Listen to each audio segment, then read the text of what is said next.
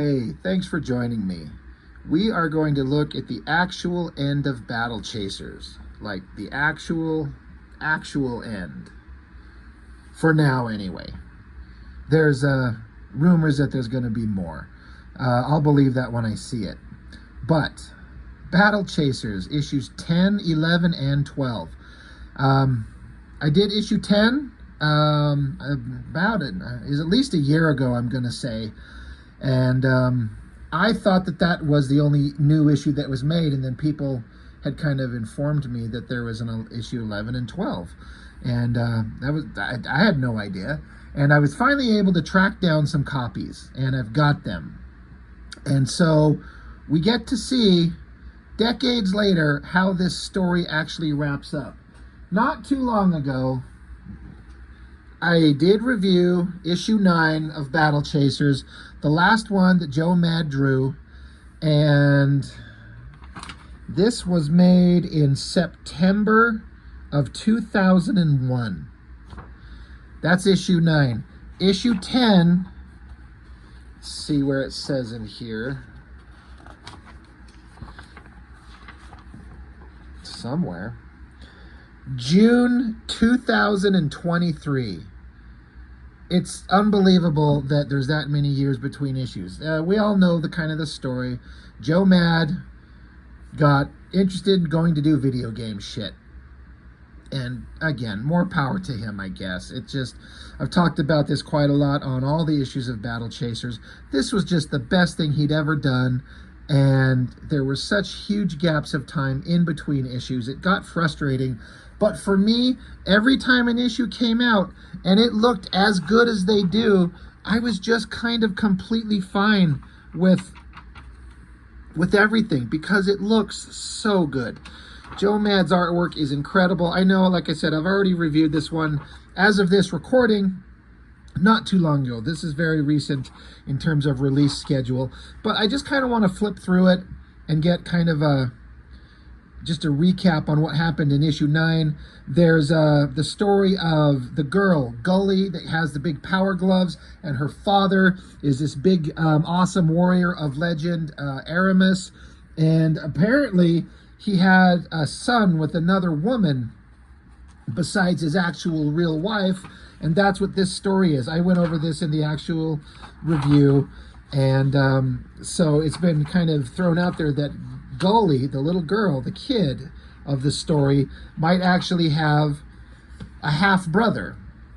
And he turns out to be kind of an evil asshole, but you get to see his life as a kid and how he was looking up to his father here, even though he never got to meet him. All he wanted to do was have the approval of this incredible, legendary warrior who is his father. But according to what was shown, that's not how it went down. And so here's Gully confronting her half-brother in prison years later. So that's all great stuff. I was talking about quite a bit how this issue just had the best artwork that Joe Mad's ever done. It's just unbelievably good in every way. And that is one of the big selling points. This kind of sword and sorcery fantasy World of Warcraft type universe, I'm not any kind of an expert on. I don't know if there's a lot of books out there, and I'm not one that can kind of speak on past works to judge how good this is compared to other stuff. The story's kind of fine. You know, it's action adventure. It's kind of like superhero stuff.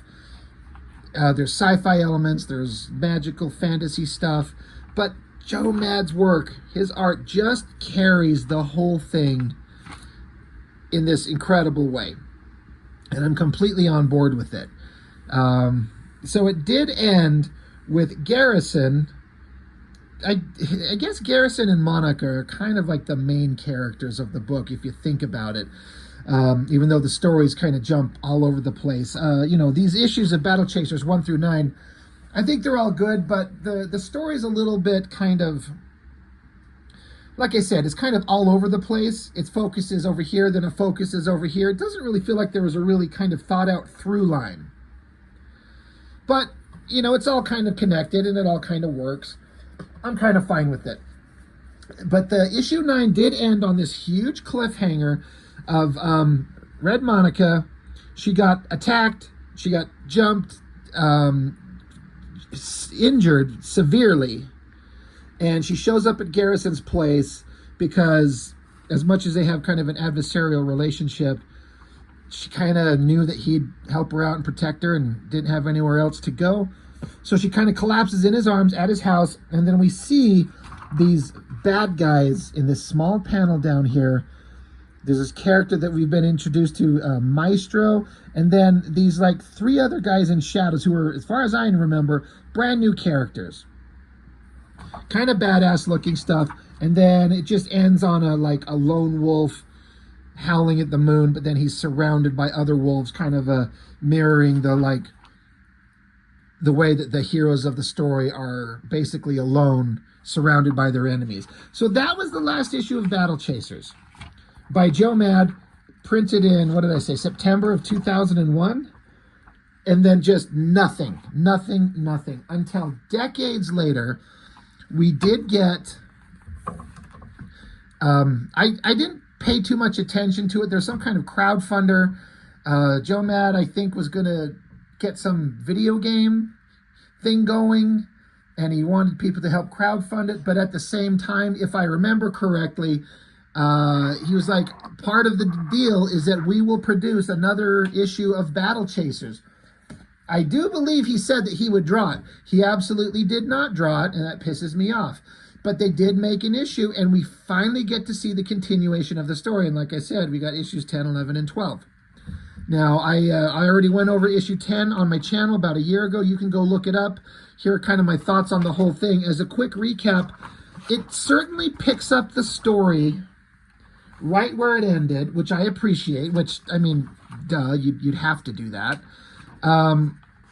But they got this artist, Ludo Lullaby, last name spelled Lullabi. Never heard of him before this. His artwork is certainly fantastic, but he's no Joe Mad. And so for me, the magic and the interest in the story is significantly diminished. And I don't mean that as any disrespect to this artist. He's very talented. He's very good. And it's kind of an anime cartoony style, which fits the vibe. But the stuff that Joe Mad had, the stuff that he did that was just so unbelievably amazing. I mean, I know these are 2 very different pages. You know, a house and then Red Monica kind of sitting, recovering versus this big awesome shot. But I don't know. This is purely subjective, but which one grabs your eye more? For me, it's the Joe Mad stuff, hands down, no question. Like, let me flip it back to, I mean, even this stuff right here, this is the closest kind of similar scene, because this is the last time we see Red Monica falling into Garrison's arms, and then she wakes up later, you know, bandaged up.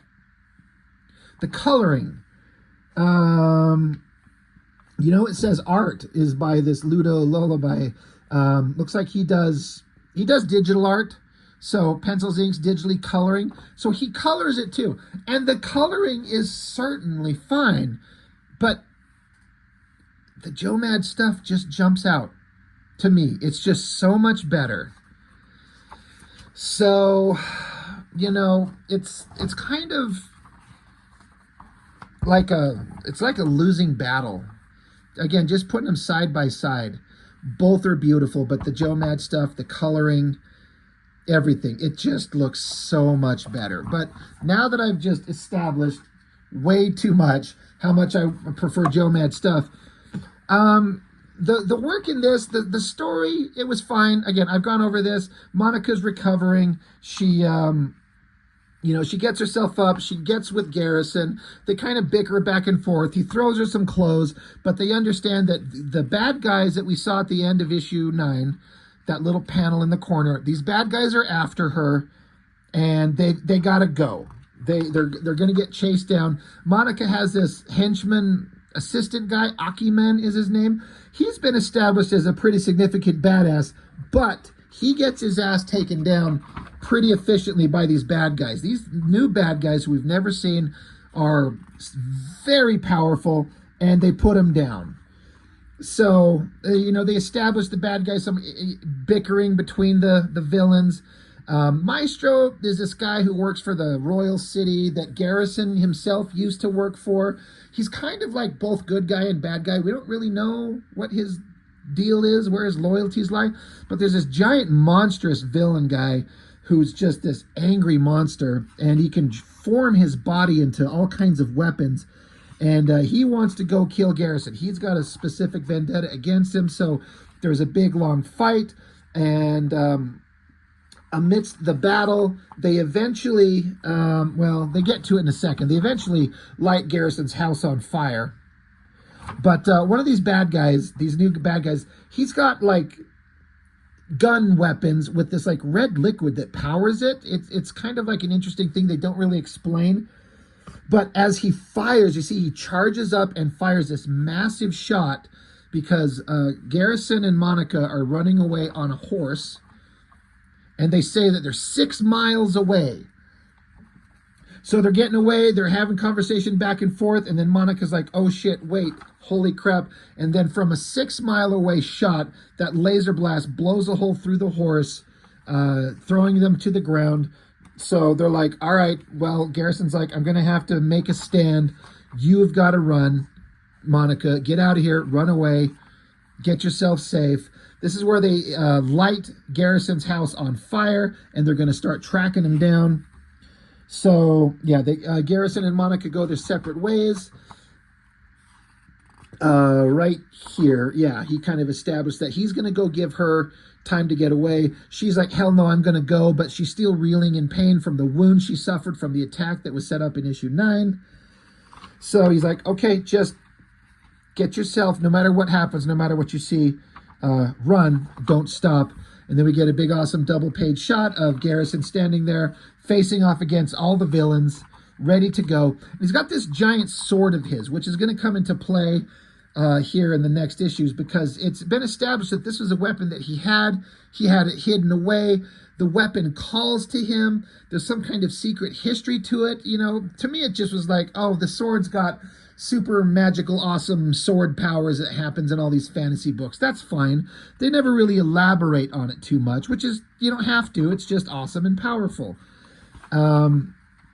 So, yeah, we get that shot where they're going to fight face off. That's a pretty good shot.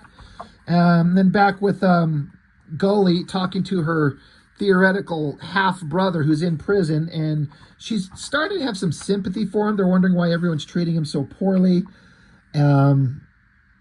So she takes off. She goes and gets with Calibretto, the big mechanical war golem, and she decides she wants her power gloves back, the weapons that she inherited from her father, which is, you know, why not take the opportunity to show this awesome shot again? This is her father, and he's wearing these gloves that give him the power of, like, the infinite strength of, like, the Incredible Hulk and invulnerability. And he left him to her, and she wants him back. But the royal city, they've got him locked away. Like, nope, you can't have them. The king says no one can touch them. She wants her goddamn gloves back. They're my property. It's inheritance from my father. Give them to me. And they're not going to do it. So they start attacking her, and that pisses off her protector, Calibretto. So he starts forming his gun weapons, and he's going to start taking everybody out, and it's left on a cliffhanger. So that's where issue 10 was left. And for some reason, I thought that that was it. But people said, no, hey, there's actually 2 more issues. So that's how I was able to track them down. So let's just start with 11. Speaking of the cover, I both super dig it and also do not. In as much as it's, I think the coloring is incredible. Done right, the modern computer coloring, the shades that they get in the red, you know, contrasted against the cool blues. It looks so good, but it's also kind of hard to decipher what we're seeing. There's some kind of evil face and eyes. Who is it? And then some kind of face in the sword. Who is it? It's like it's a cover. It's the first cover out of all the issues where you're like, we don't know who or what we're looking at. I don't know that that matters. I don't know. Who cares? But it's also not super clear. But basically, like we just saw, we're left off where Monica's on the run. Garrison's standing up against the 4 bad guys. And we also catch up with Monica's bodyguard henchman, this Aki-Man guy. He finally pulls himself out of, I don't know, I think he got dropped underground or something like that when he got attacked in the last issue. Pulls himself up, wanders off, sees that Garrison's house is on fire. And, you know, he's now back up, you know, part of the story. I love how it just starts out. You just flip open the cover, and we're instantly into the story. There's no credits page. There's no nothing. It's just, boom, right into the story, right on the inside front cover. That's pretty awesome. Cut back with Monica. She's trying to run away. Her wounds are still bleeding, so she ties up the bandages around her waist, trying to keep herself together. She's in pain. It sucks, but bad guys are catching up with her. Again, this artist, Ludo, I feel stupid not knowing if I'm pronouncing his name correctly. L-U-D-O, Ludo. Like, what else could it be? I don't know. He's, like I said, he does everything. Coloring as well. Let me double check. Yeah. Art. Yep. It's all, like, if this was art in any other book, I'd be praising him a lot more. It's just, again, compared to Joe Mad, it's just, I want to see the Joe Mad version of all of this. These are his characters.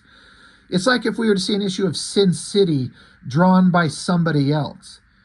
Like, it might look good, but it's not. The best version of it of Sin City is Frank Miller, and it always will be. The best version of Hellboy is Mike Mignola. The best version of Savage Dragon is Eric Larson.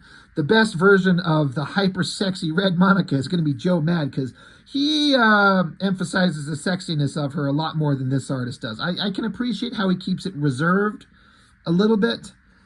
You know, it's not quite as blatantly obvious as why not show it once again. Look at those giant tits. And Joe Mad does not hold back when he draws them. And I kind of appreciate the over-exaggeration of it. Like, lean into it. Why not?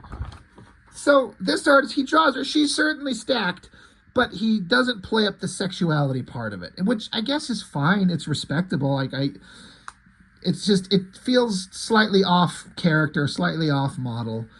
So I don't know. I know I'm kind of being hypocritical going back and forth. It's good, but it's not good enough. But I just want what I want, and I want Joe Mad's art. Again, this is all great. And she's pretty hot, but she's not as hot as when Joe Mad draws her. So she's getting chased. Bad guys, something's after her. She goes running. It's some kind of giant bug creature thing that just, I don't know where this come from, how it's after her, where did it come from? I don't know. I don't know if it matters, but it's there. She has to fight this thing. Great art, good action, good movement. Cut back to Garrison. He's standing, facing off against the 4 bad guys. And so this was actually something I was kind of surprised at. They start talking about this sword that he's had since the earliest issues, that he kept rejecting and denying and swore on the grave of his dead wife he would never touch again. And they kept talking about the power of this weapon. But we never get to get any kind of definition or explanation of what that means. But here it says, limbo, purgatory, 1,000 cuts. The ancient blade has gone by many names, served many masters, claimed countless lives. For centuries it has passed from one wielder to the next, cursing each of them in turn. Few can carry its burden for so long. So I'm like, okay, well, so ancient weapon, sure. Multiple names, great. But it's like a weapon that is super powerful, but it ruins people's lives. It curses them, it says. So that's kind of different. I'm not big into anime and manga and stuff like that. I'm sure maybe this is far from an original concept. I'm not suggesting that, but it's just kind of not what I was expecting. But I like it. But it says, few can carry its burden for so long, but then it says, others have no choice. So it's kind of implying Garrison's got to he has to use its power even if it's going to be bad for him. The artwork, I kind of appreciate the angle, but the clarity in the face shots here is a little bit, it's not my favorite, and I'm not sure that I love how most of these panels don't have any kind of like gutter in between the panels. Like they just kind of flow into each other. It's not like it's exactly hard to read, but it does kind of, I feel like if there was a little bit more separation in the panels, it might work a little better. That's just my kind of casual opinion. But this big monstrous bad guy, he's like, he can't wait to fight him. He's like, I want to go and kill this guy. And Maestro, he's like, wait, hold on. Don't get too close to him. Maestro's trying to say, drop the sword and come with us. I'll guarantee your safety. But Garrison, he's not having it. He's not going to listen to them. Basically, Maestro's trying to get him to talk him down from accessing the full power of the sword. And, you know, the way that the history of it was set up just a page ago, you can kind of understand why they would be like, don't do this. Like, let's not fight. And Garrison says, which one of you burned down my house? So he's pissed that they did that. So Maestro's like, well, nothing more needs to be said. He doesn't say anything.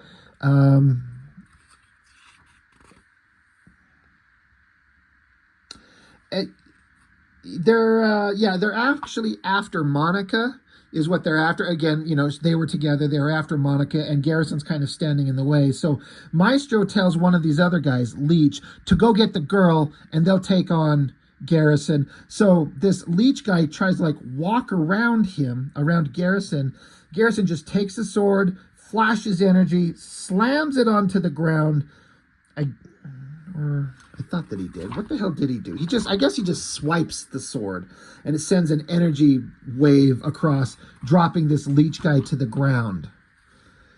And there's where he kind of slams it onto the ground, creates a big crevice in the surface of the planet there, and the sword's crackling with energy. Garrison's eyes are glowing. He's getting kind of evil looking.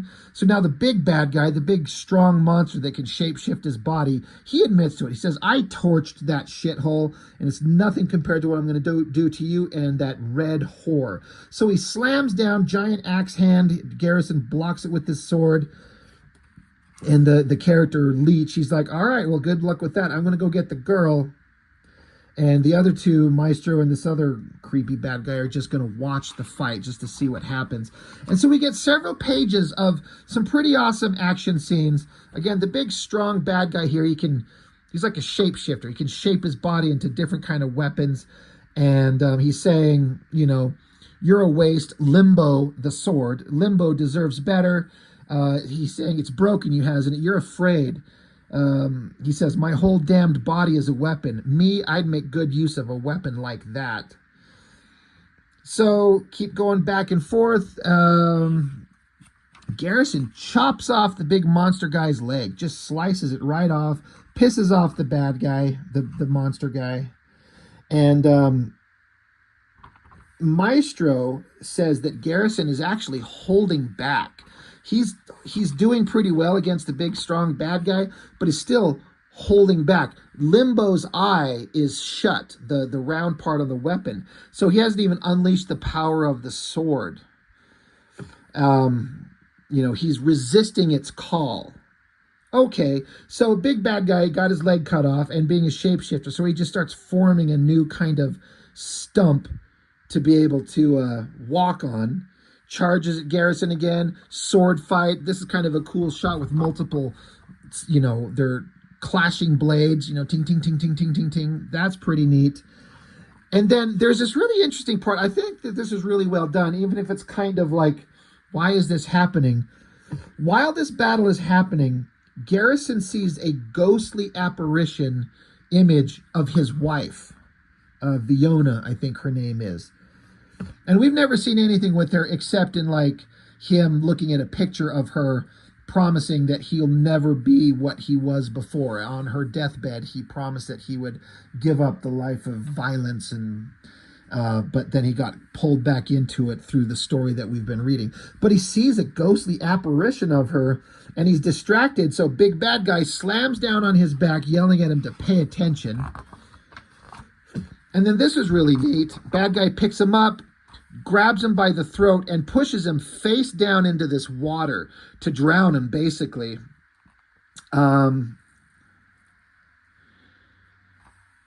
The bad guy's kind of explaining why he hates Garrison. There's some kind of problem where Garrison wronged him in the past. Who cares? But this interesting shot of his head being held underwater. It's not extremely clear here, but you do get it here. Garrison opens his eyes, and under the water, this shot where his head is being held under the water, that ghost image of his wife is right there, and she reaches up to like hold his hand. I really like that. That's kind of, it's almost spooky, you know what I mean? It's interesting. Why is he seeing this? What is going on? Coloring looks pretty damn good. You know, I like the color choices here. This pisses off Garrison, gives him strength. He jumps up, swipes at the big bad guy, but the bad guy eventually grabs onto the sword itself and punches Garrison, and now bad guy has the sword in his hand. He's got the weapon. And, you know, this is a weapon of legend. He's like, I took your sword, this legendary cursed fucking sword. He's got it. So then Garrison, lying on the ground in the water, he reaches up, and then again, this ghostly apparition of his wife is reaching for him. No words said, no explanation given. He's just seeing it. Bad guy's just looking down at Garrison. He's like, you know what? Boom. Slams the sword down multiple times. Boom, boom, boom. And then stabs it into Garrison through his body. That kills him. He's stabbed multiple times with the blade left in his body. His eyes are shut, face down in the water. The bad guy screams a roar of like victorious rage.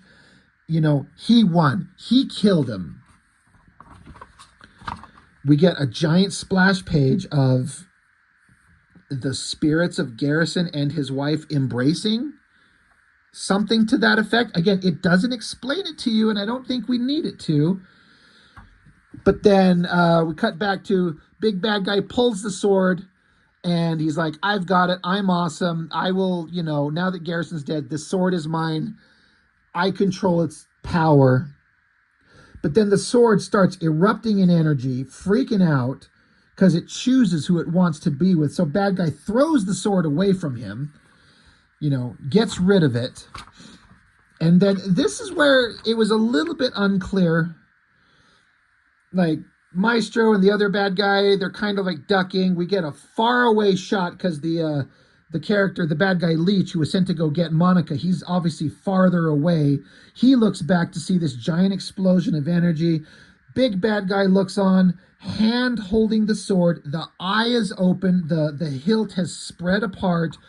And then there's just this fucking guy standing here holding the sword. Who's this? Because it says to be continued, the end. I'm like, well, who's this?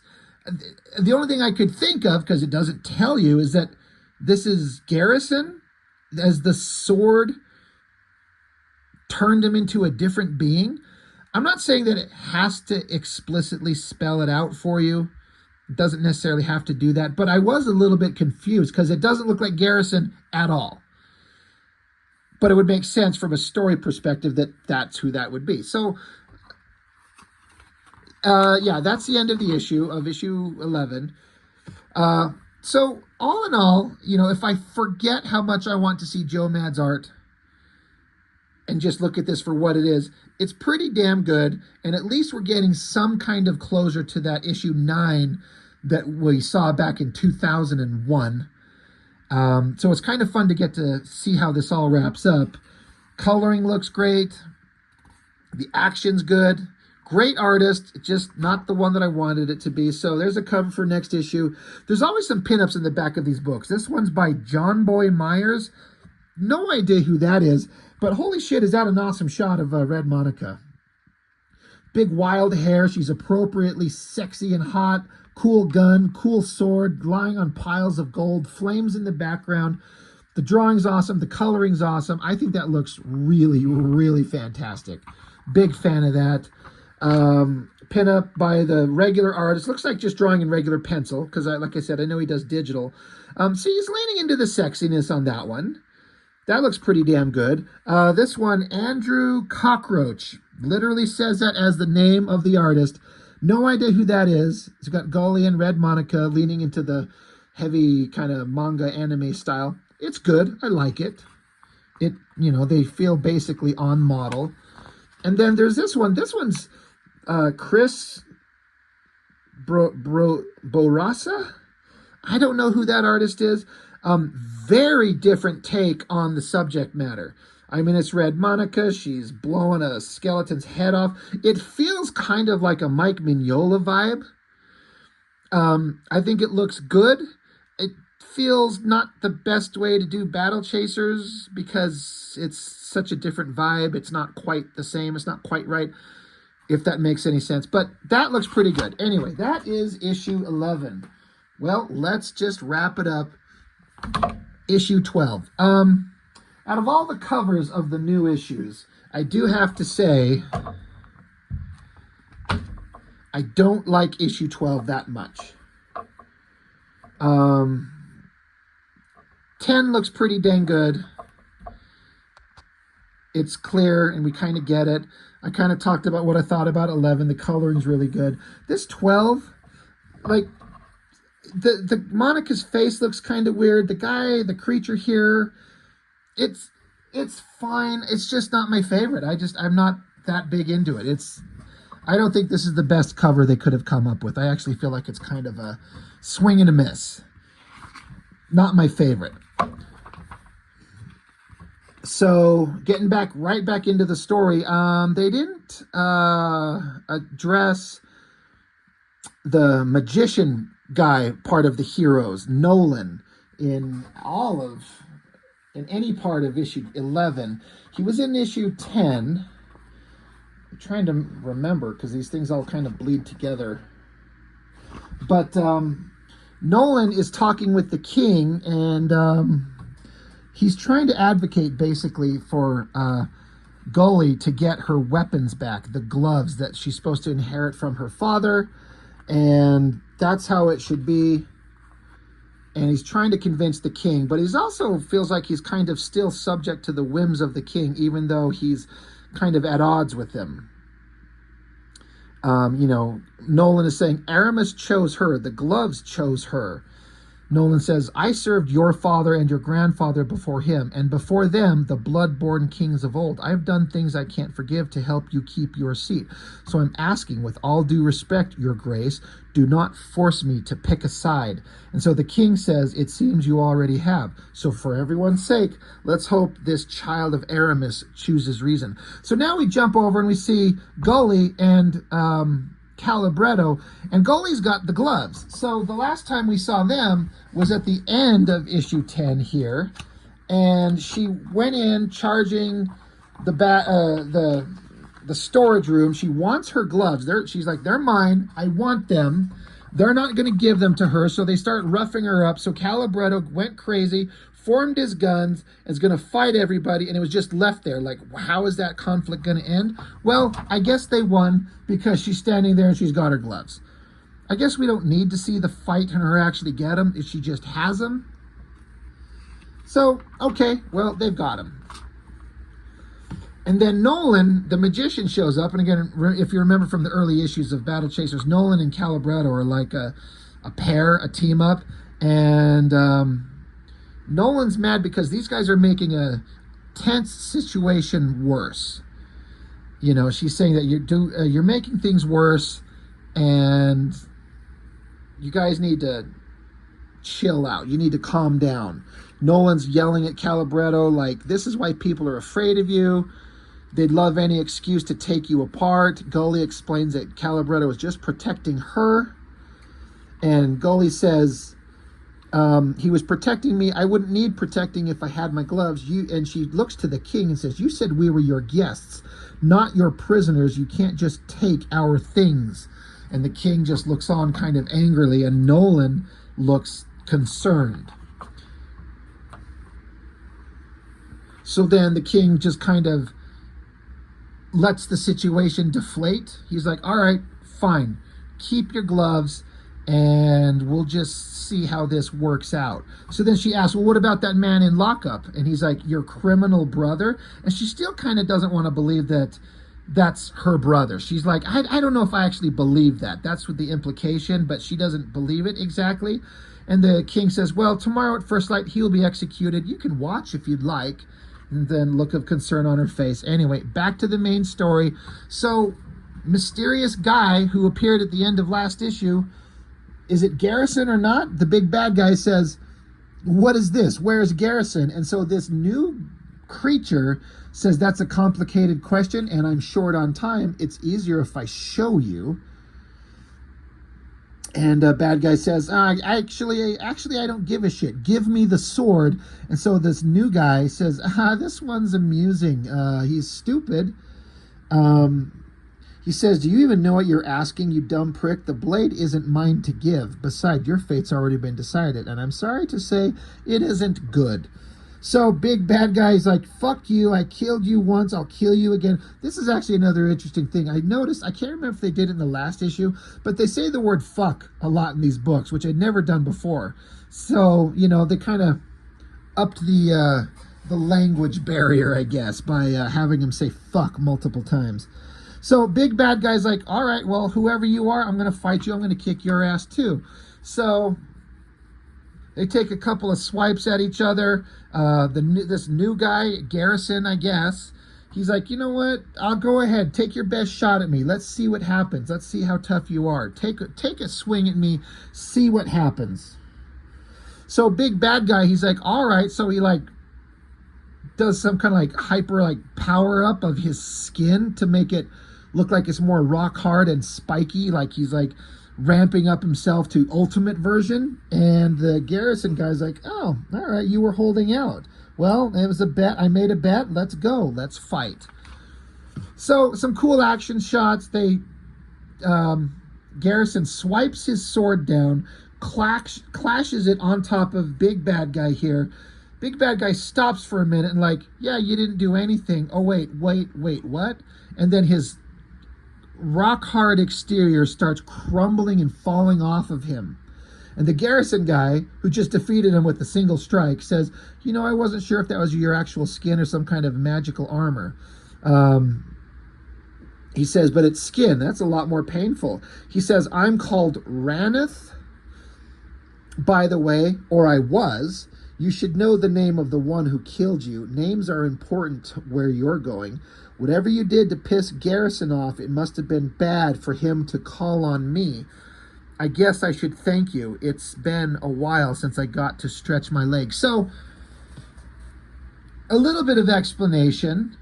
Garrison, through the power of the sword, called on this spirit, alternate identity, I suppose, which then took over his body. So it's like Garrison sacrificed his soul to become this hyper-powerful evil version that just easily defeated this very undefeatable bad guy. His body's crumbling, he's kind of withering away. And he brings his sword back, he's going to cut his head off, but then the sword itself, the eye of the sword, it twists shut. It shuts down. This Raneth guy that is the new version of Garrison, he kind of yells in pain. Basically, the implication is that maybe Garrison is fighting back against this evil spirit. So Garrison goes running off, or Raneth, whichever one, both of these guys. He runs off. The big bad guy that's the shape changer, he's begging for help from Maestro, and Maestro just pulls his sword and chops his head off, leaving his head in the mud, I guess dead. So, all right, well, that guy's done for. Again, all this artwork, coloring, it's pretty dang good. Back with Monica, she killed that whatever that bug thing was that crawled out of the mud to get her. But then this bad guy, Leech was his name. And again, he's got these guns that have these vials that he mounts inside them to power the weapon. She refers to it as cursed weapons, some kind of like thing that's known out there on the planet. But he gives her the opportunities to surrender. She's like, hell no. So they start trading shots, shooting at each other.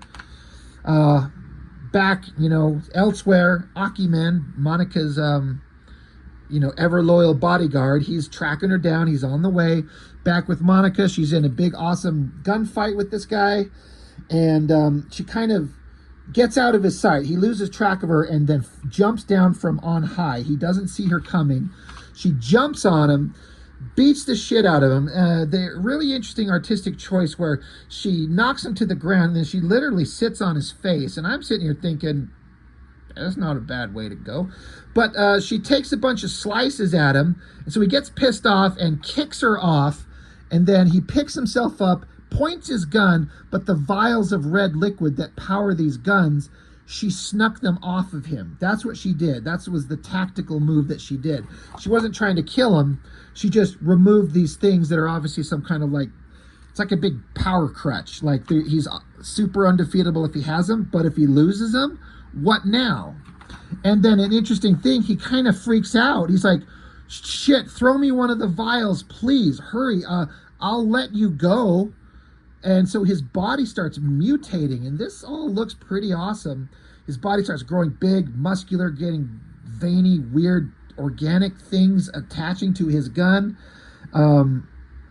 Gets the gun right to her face. I don't know if it can fire because it doesn't have the vials. I don't know how this power set works. I'm not sure how this is working, but not having the vials screws him up and his body starts mutating. She shuts her eyes for the inevitable, probably going to die, and then she hears some sounds, and then it's like the sound effects of a sword chopping this guy's body to pieces in like a dozen different ways. Like ding, ding, ding, ding, ding, ding, boom. Cut to pieces, falls to the ground, and it's the Garrison guy, the Raneth. He showed up to her, and she's like, holy shit, Garrison, what did you do? She's like, it's me, it's Red. Just stay calm. Like, everything's okay. And then he starts freaking out. He's not in control. Akiman shows up, dives, grabs her, dives out of the way. Garrison gets his sword. He leaps into the air, slices down into the ground, almost killing them both, but they dive out of the way, raises his sword up again. But then this was kind of weird. Like these dark, gooey shapes in the water reach up to grab them. And I guess it pulls her down, her and Akiman down under the water out of his reach. Oh yeah, it's this other bad guy that's with Maestro. He has that ability. He's kind of like that character in Ninja Scroll that can hide in shadows, whatever that guy's name was. Anyway, basically, Maestro showed up, saves Monica and Akiman. Garrison's just freaking out, so he's out of control, and they throw up a force field to stop him, just to pause the fight for a second. And Garrison says, Maestro, what a pleasant surprise. I must say you're looking rather desperate. So Maestro says something in some language we can't read. Says something in some alien language, and Garrison says, you're sure? And he repeats it, and so Garrison says, all right, very well, Maestro, I will deliver your message, but favors don't come cheap, and secrets can be dangerous to keep, even in here. You will owe me another debt. Maestro says, yep. Then Garrison says, then consider it done, and give Garrison my regards. So this spirit that possesses Garrison's body vanishes back to the hell, wherever he comes from. I don't know. The eye of the sword shuts, and Garrison just drops into the water. Monica runs up, comforts him. He's unconscious, but now she's kind of at the whims of Maestro and the other bad guy there, and these guys were hunting them. She's like, well, what happens now? So Maestro says, now I return to the capital city empty-handed, provide a detailed account of our doomed mission and the casualties we faced, and how, regrettably, amidst the chaos, both fugitives escaped. Take Garrison someplace far away, disappear, you will never have this chance again, And please try not to get him killed before we meet again. I'm going to need him soon. When the time comes, I'll find you. So Maestro basically lets them go for why, I don't know.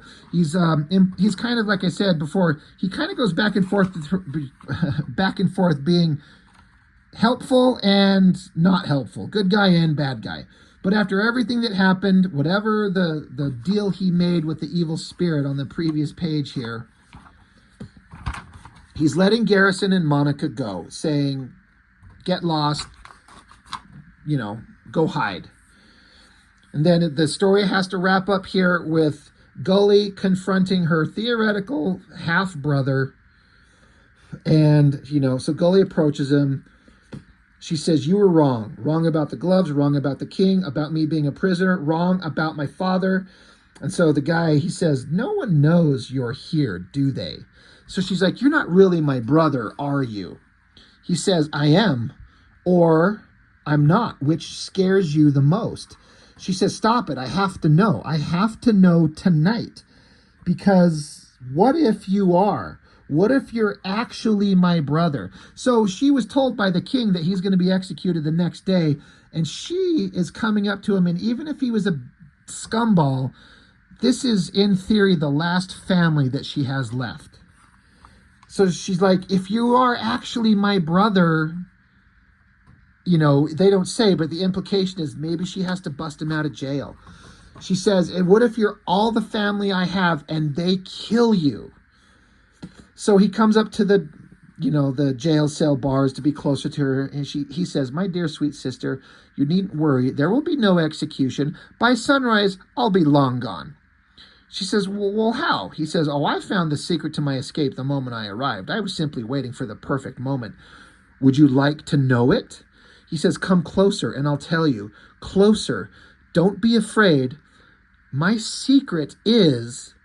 And then it just ends with an outside shot of the jail cell and like the crows cawing in the distance. End of story. So it's left on a cliffhanger again.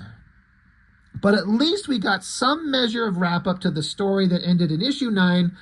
Thank you. At least we got it. So then we get an actual message from Joe Mad himself. He says, thank you so much for all you longtime Battle Chasers fans who came back and the new readers who were curious enough to jump into the middle of the series on its 10th issue. Who does that? Thank you, Kickstarter backers, for making possible the Battle Chasers game and all your patience and support since, yes, there's a game, Battle Chasers Night War, and it's awesome. And a massive thank you to Ludo for his infinite energy and excitement every step of the way. Thank you, Tyler and Comic Craft, for making my clumsy words fun to read, and to Image Comics for still believing in this book 20 years later. It's been an amazing, even emotional experience jumping back into this world with these characters. Ludo crushed it, but as I knew he would, and we were both eager to make more. But when... Says, going forward, the series will continue in story arcs like the one you just read, 3 to 4 issues in length. These will hit monthly when they are available, with some time in between them, not unlike seasons of a TV show. It's an unusual format, but necessary given my full-time job in games and the limited time I have. I'd rather not release the book at all than release something I'm not proud of. So, Battle Chasers 13 will kick off the next arc, and it's a special one that I've thought about and dreaded for a long time. I hope you'll all return for it. Until then, Joe. So, you know, he's giving the promise of more issues to come. He said that with issue 9 and didn't follow up on it until 20 years later. But, if someone else is drawing it, I'm sure it'll probably get out there. So, this book printed in August of 2023. I am recording this February of 2025. So, are they working on more books? I don't fucking know. I guess we'll find out. More pinups. This is... Boy, I can't even read that now. Hitchum Hibachi? I don't know what that name is. Great shot of Monica. Everyone loves to draw her. Who wouldn't? Another pencil drawing of from Ludo of the characters. That looks good. And then just a back cover. So anyway, I swore that I never thought that we would ever get to see a completion to Battle Chasers, because Joe Mad just gave up on it to go do video games, and I was pissed at him because in issue 9, he left it on such a big cliffhanger and never bothered to finish it, and I was actually kind of pissed at the guy. I'm like, it's so frustrating to have a successful series that's awesome like this and just give up on it in the middle of the story, be done and be gone to go do whatever the hell you want to go do. But at least we got something. It's years later, and it's not what I wanted, but it's certainly better than nothing. The arts, even though, because it's not Joe Mad, even though, you know, it's not what I wanted it to be, it's still pretty damn good. I have to be honest. It's just not the version of it that I wanted. But thank you, Joe Mad and creative teams, for finishing these. And you make more, I'll be picking them up for sure. It's a fun series. You know, it read all together. I wonder how it reads to like someone who's never read these, and if you pick up all of them, all 12 issues, and read them in one go, I wonder how it reads to people. Like, does it work? You know, I've been reading this book for 20 plus years, and it's been such large gaps of time in between. It's kind of hard to look at it objectively when you've had 20 years in between issues. So I don't know. Good times, fun book. I'm glad we got to see a wrap up to the story. So I guess that's all I've got for now. Thank you for watching. I appreciate it so much. I'll see you next time.